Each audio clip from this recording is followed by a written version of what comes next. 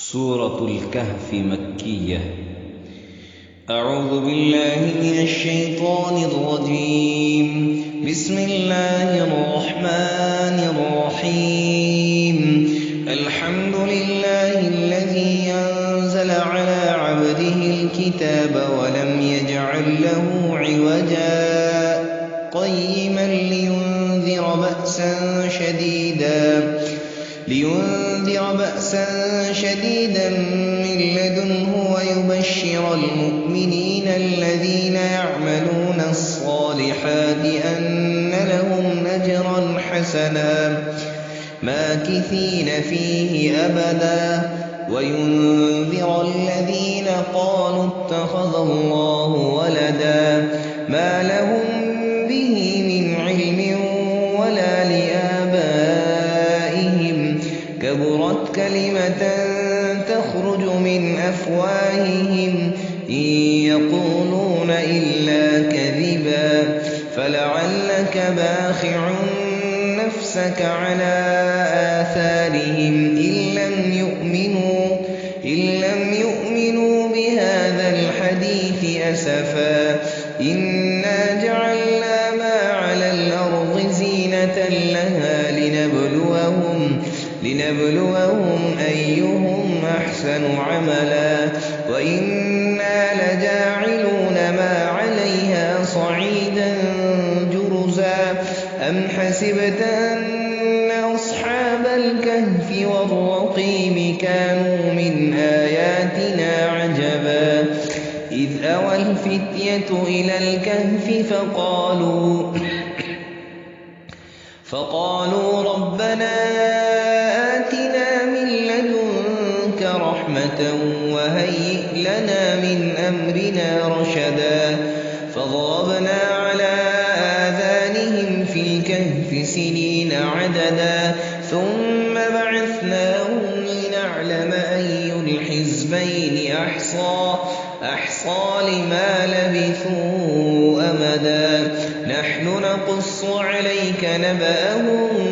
بالحق إنهم فتية آمنوا بربهم وزدناهم هدى وربطنا على قلوبهم إذ قاموا فقالوا ربنا رب السماوات والأرض لن ندعو من دونه إلها لقد قلنا إذا شططا هؤلاء قوم اتخذوا من دونه آلهة لولا يأتون عليهم بسلطان بين فمن أظلم ممن افترى على الله كذبا وإذ اعتزلتموهم وما يعبدون إلا الله فأووا إلى الكهف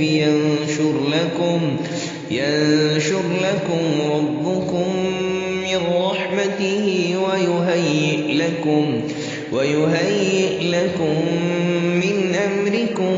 مرفقا وترى الشمس إذا طلعت تزاور عن كهفهم ذات اليمين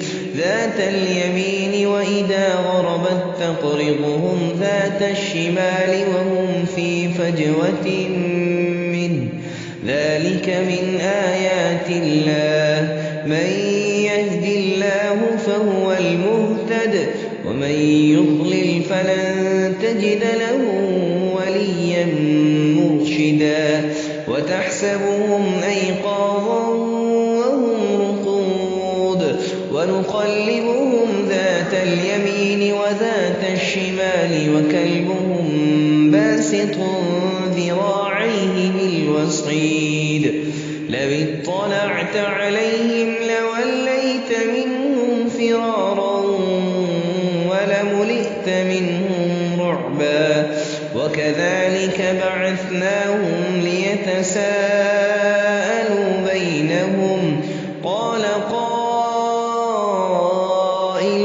منهم كم لبثتم قالوا لبثنا يوما أو بعض يوم قالوا ربكم أعلم بما لبثتم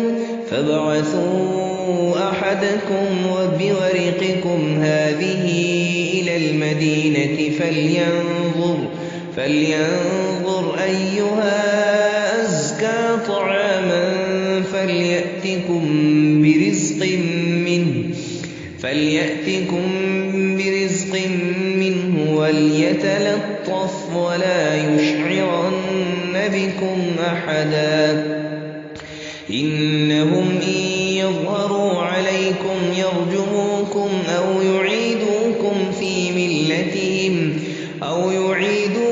في ملتهم ولن تفلحوا إذا أبدا وكذلك أعثرنا عليهم ليعلموا أن وعد الله حق وأن الساعة لا ريب فيها إذ يتنازعون بينهم أمرهم فقالوا ابنوا عليهم بنيانا ربهم أعلم بهم قال الذين غلبوا على أمرهم لنتخذن عليهم مسجدا سيقولون ثلاثة رابعهم كلبهم ويقولون خمسة سادسهم كلبهم رجما بالغيب ويقولون سبعة وثامنهم كلبهم قل ربي أعلم بعدتهم ما يعلمهم إلا قليل فلا تمار فيهم إلا مراء ظاهرا ولا تستفت فيهم منهم أحدا ولا تقولن لشيء إني فاعل ذلك غدا إلا أن يشاء الله واذكر ربك إذا نسيت وقل عسى أن يهديني ربي لأقرب من هذا رشدا ولبثوا في كهفهم 300 سنين وازدادوا 9 قل الله أعلم بما لبثوا له غيب السماوات والأرض أبصر به وأسمع ما لهم من دونه من ولي ولا يشرك في حكمه أحدا واتل ما أوحي إليك من كتاب ربك لا مبدل لكلماته ولن تجد من دونه ملتحدا واصبر نفسك مع الذين يدعون ربهم بالغداة والعشي يريدون وجهه ولا تعد عيناك عنهم تريد زينة الحياة الدنيا ولا تطع من أغفلنا قلبه عن ذكرنا واتبع هواه وكان أمره فرطا وقل الحق من ربكم فمن شاء فليؤمن ومن شاء فليكفر فمن شاء فليؤمن ومن شاء فليكفر إنا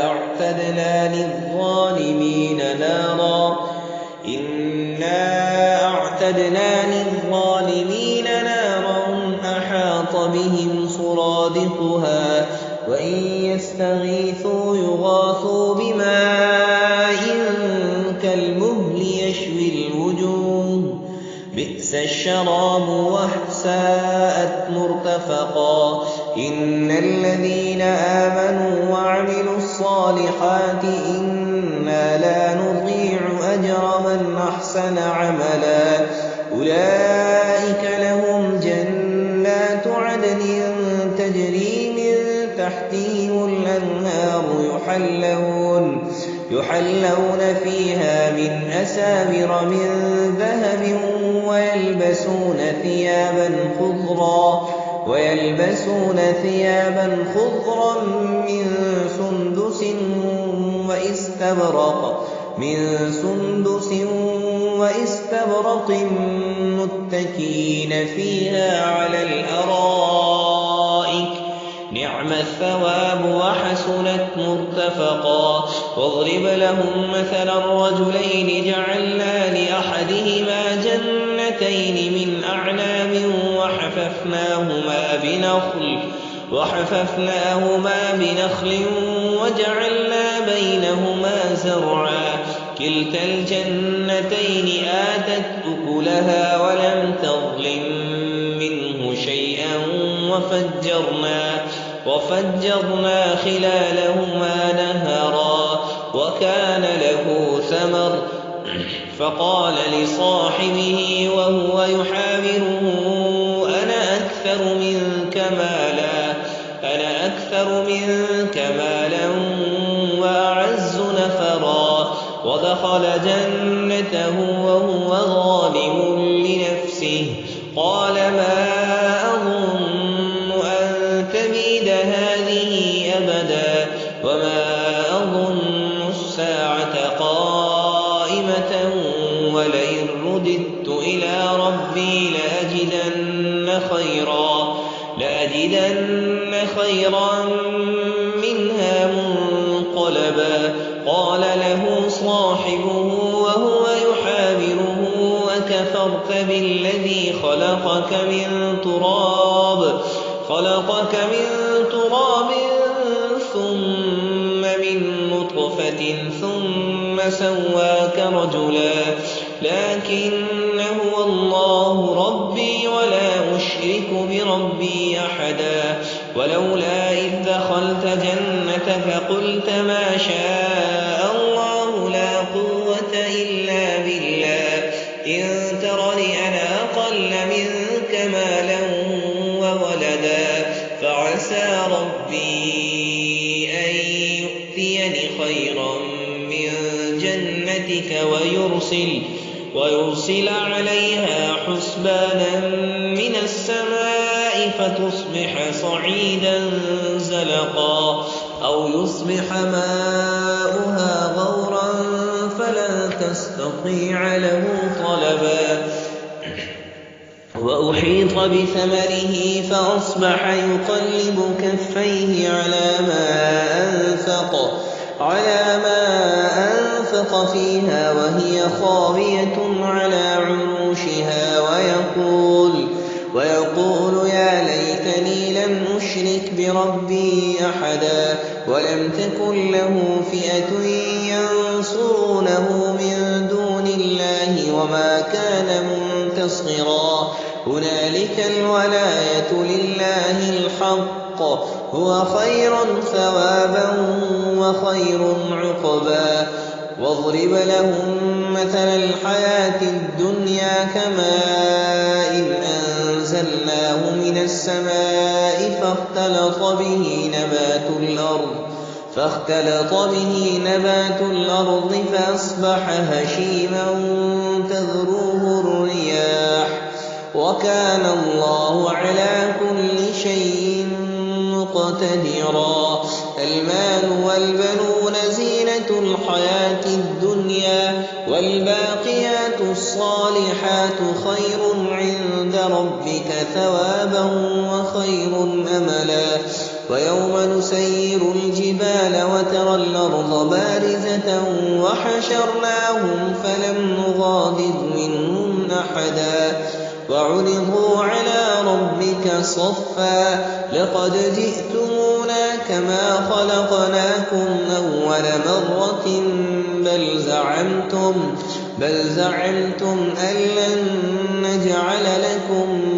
موعدا ووضع الكتاب فترى المجرمين مشفقين مما فيه ويقولون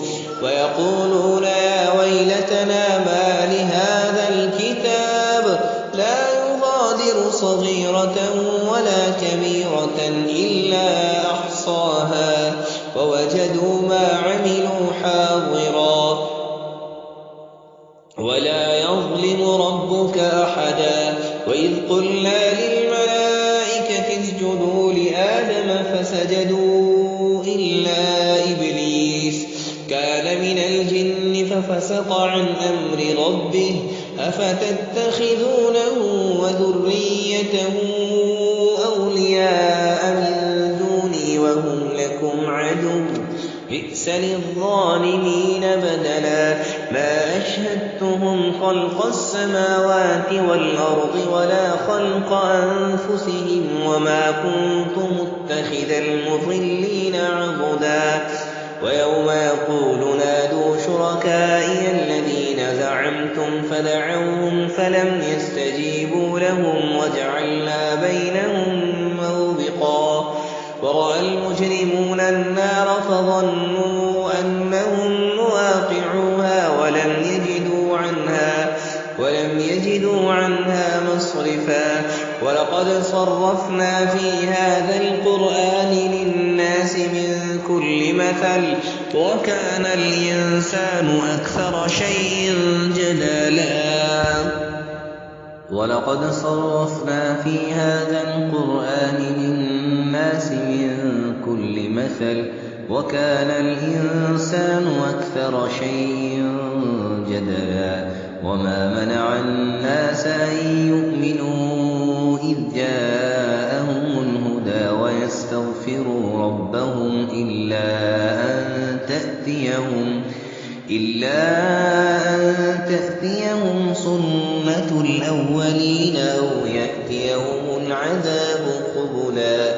وما نرسل المرسلين إلا مبشرين ومنذرين ويجادل الذين كفروا بالباطل ليدحضوا به الحق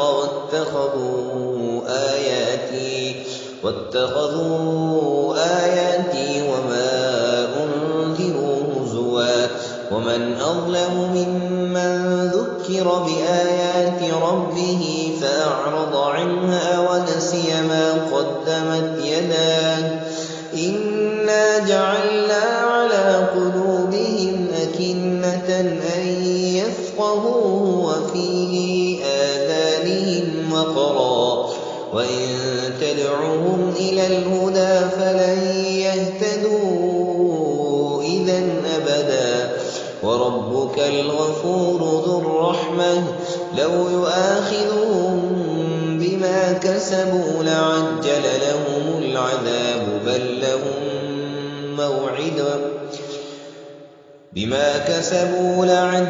لهم العذاب بل لهم موعد لن يجدوا من دونه موئلا وتلك القرى أهلكناهم لما ظلموا وجعلنا لمهلكهم موعدا وإذ قال أبرح حتى أبلغ مجمع البحرين أو أمضي حقبا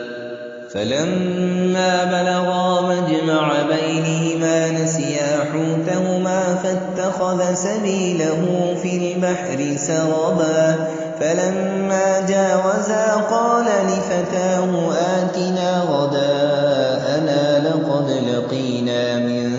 سفرنا هذا نصبا قالا رأيت إذ أوينا إلى الصخرة فإني نسيت الحوت وما أنسانيه إلا الشيطان أن أذكره واتخذ سبيله في البحر عجبا قال ذلك ما كنا نبغي فارتدا على آثارهما قصصا فوجدا عبدا من عبادنا آتيناه رحمة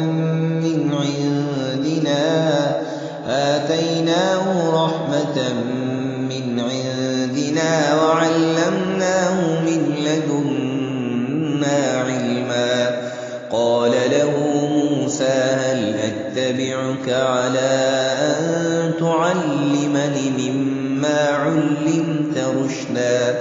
قال إنك لن تستطيع معي صبرا وكيف تصبر على ما لم تحط به خبرا قال ستجدني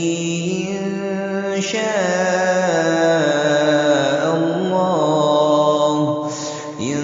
شاء الله صابرا ولا أعصي لك أمرا. قال فإن اتبعتني فلا تسألني عن شيء حتى أحدث لك منه ذكرا. فانطلقا حتى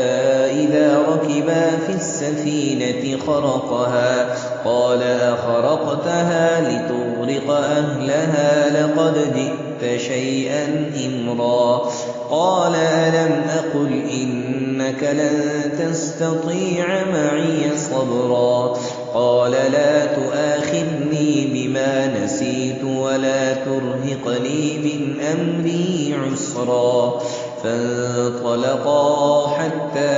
إذا لقيا غلاما فقتله قال أقتلت نفسا زكية بغير نفس لقد جئت شيئا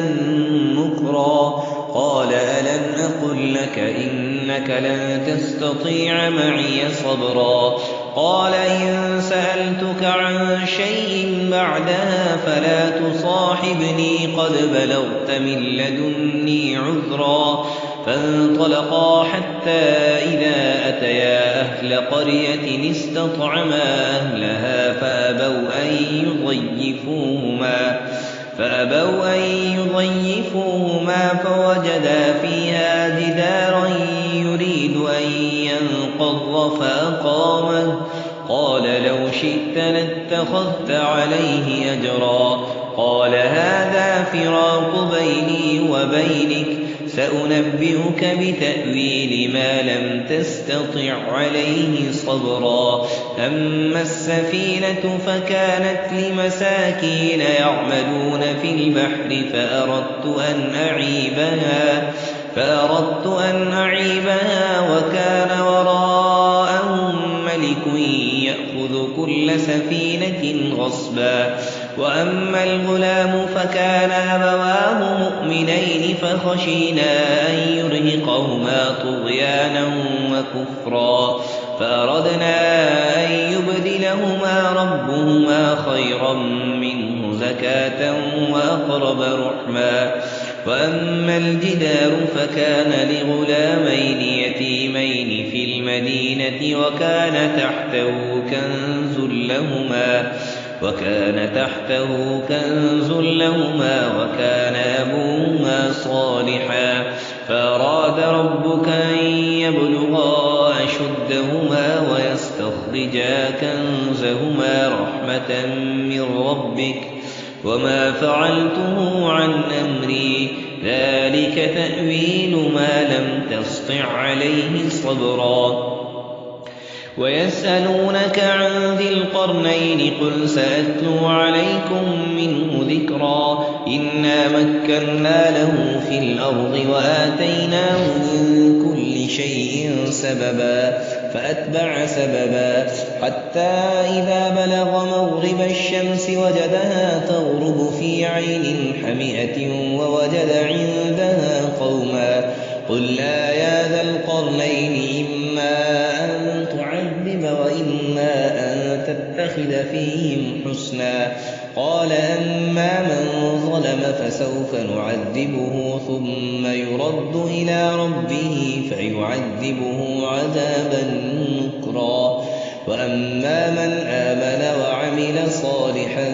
فله جزاء الحسنى وسنقول له من أمرنا يسرا. ثم أتبع سببا حتى إذا بلغ مطلع الشمس وجدها تطلع على قوم لم نجعل لهم من دونها سترا. كذلك وقد أحطنا بما لديه خبرا. ثم أتبع سببا حتى إذا بلغ بين السدين وجد من دونهما قوما لا يكادون يفقهون قولا. قالوا يا ذا القرنين إن يأجوج ومأجوج يفسدون في الأرض فهل نجعل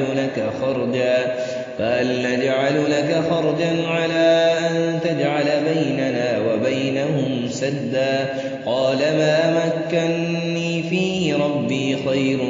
فأعينوني بقوة أجعل بينكم وبينهم ردما آتوني زبر الحديد حتى إذا ساوى بين الصدفين قال انفخوا حتى إذا جعله نارا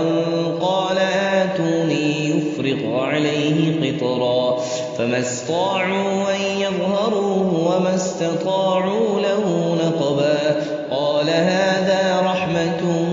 من ربي فإذا جاء وعد ربي جعله دكا وكان وعد ربي حقا وتركنا بعضهم يومئذ يموج في بعض ونفخ في الصور فجمعناهم جمعا وعرضنا جهنم يومئذ للكافرين عرضا الذين كانت أعينهم في غطاء عن ذكري وكانوا لا يستطيعون سمعا أفحسب الذين كفروا أن يتخذوا عبادي من دوني أولياء إنا أعتدنا جهنم للكافرين نزلا قل هل ننبئكم بالأخسرين أعمالا الذين ضل سعيهم في الحياة الدنيا وهم يحسبون أنهم يحسنون صنعا أولئك الذين كفروا بآيات ربهم ولقائه فحبطت أعمالهم فلا نقيم لهم يوم القيامة وزنا ذلك جزاؤهم جهنم بما كفروا واتخذوا آياتي ورسلي هزوا إن الذين آمنوا وعملوا الصالحات كانت لهم جنات الفردوس نزلا خالدين فيها لا يبغون عنها حولا قل لو كان البحر مدادا لكلمات ربي لنفد البحر قبل أن تنفد كلمات ربي ولو جئنا بمثله مددا قل إنما أنا بشر مثلكم يوحى إلي أنما إلهكم إله واحد فمن كان يرجو لقاء ربه فليعمل عملا صالحا ولا يشرك بعبادة ربه أحدا صدق الله العظيم.